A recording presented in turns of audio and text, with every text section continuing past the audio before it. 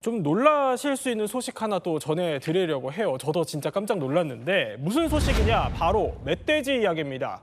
멧돼지가 민가로 내려오는 일은 사실 어제 오늘 일은 아닌데 이번에는 진짜 큰일로 이어질 수 있는 일이 있었다고요? 네, 다름 아닌 지하철 역사였습니다. 생각만 해도 정말 아찔한 당시 영상 먼저 한번 보실게요.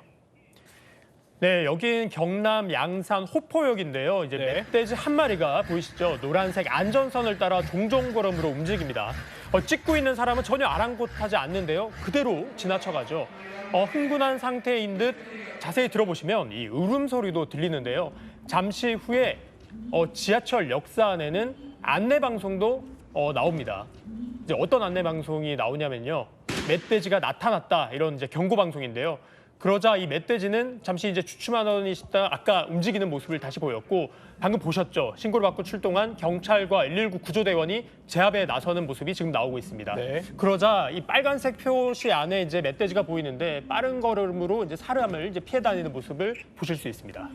영상으로만 봐도 이 멧돼지 덩치 어마어마합니다. 근데 저러면 인명 피해도 있었을 것 같거든요. 그렇죠. 이렇게 아까 영상에서 보셨던 것처럼 네. 정말 이만한 멧돼지가 이게 딱 맞닥뜨리면 다칠 수밖에 없잖아요. 그렇죠. 30대 남성이 부상을 입었습니다. 어떻게 네. 됐을까요? 멧돼지가 그대로 남성의 팔을 물었는데요. 영상에서 보셨잖아요. 이 엄청 큰 멧돼지가 덮치면 정말 공포스럽겠죠. 네. 몸 길이만 그래픽이 나오는 것처럼 1.5m 정도 크기에 무게는 100kg 가량 됐다고 합니다. 제가 당시 출동한 구조대원에게 직접 물어봤더니요. 이 성인 남성이 엎드려 있는 정도, 그러니까 우리가 아는 대형견보다 더 커 보였다고 할 정도였습니다. 구조대원 이야기 한번 직접 들어보시죠.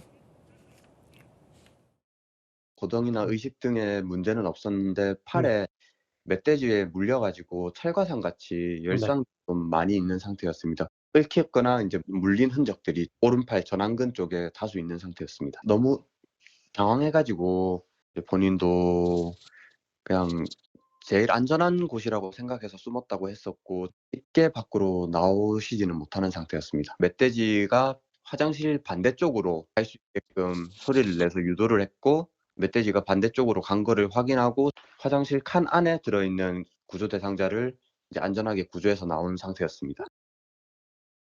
서 기자, 결국 사람까지 공격을 한 건데 이게 대체 어떻게 지하철역까지 들어오게 된 건지도 사실 궁금해요. 지하철역이 보통 산 인근에 있지는 않잖아요.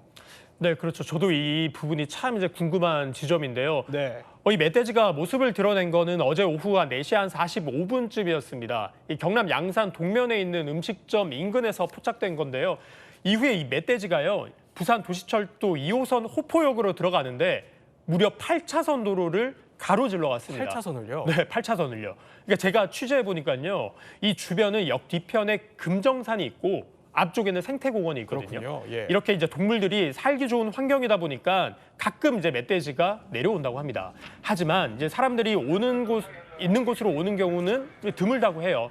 실제로도요, 이 부산교통공사 관계자가 한 매체와 인터뷰에서 이렇게 말했습니다. 1985년 부산 도시철도 개통 이후에 역에 이 멧돼지가 들어온 것은 처음 있는 일이다 이렇게 했습니다. 다만 앞서 말씀드린 것처럼 이 멧돼지가 또 나올 수 있는 환경인데 그런데 이제 마땅한 대책이 떠오르지 않는 상황 이렇게 입장을 전했다고 합니다. 참 영상으로만 봐도 굉장히 위협적인데 이 멧돼지 어떻게 잡혔는지 영상으로도 확보가 됐다고요? 네, 이 큰 멧돼지를 잡으려면 총을 쏴야겠죠. 경찰이 실탄을 쏜 겁니다. 네. 그 과정을 보면요. 경찰이 우선 승객을 긴급 대피시키고 나서 이 멧돼지를 5층 승강장 가장자리로 이제 몰아넣었습니다. 지금 영상에 보이는 것처럼 총을 쏘는 모습이 보이잖아요. 이때 실탄 세 발을 이제 쐈고요. 이후 현장에 온 엽사가 오후 5시 43분쯤에 확인 사살한 것으로 전해집니다. 그렇군요. 이번에 또 다른 사건 하나 짚어보려고 해요. 심야에 강변북로를 게임하듯 레이싱하는 사람이 있었다. 이건 또 무슨 얘기입니까? 네, 영상으로 먼저 함께 한번 보실까요? 네, 차 2대가 엄청난 속도로 내달립니다. 어디 갔는지 보이지 않을 정도인데요. 뒤이어서 또 다른 차 2대도 합류하는 모습을 보실 수 있습니다. 1차로에서 4차로까지 한 번에 가로지르는데요. 달리는 차들 사이로 요리조리 질주하거나 서로 추격전을 벌이기도 합니다. 자, 보시는 것처럼 좌측 깜빡이도 넣죠. 이제 깜빡이를 켜고 차들 사이에서 정말 쉴 새 없이 오가기도 하고요.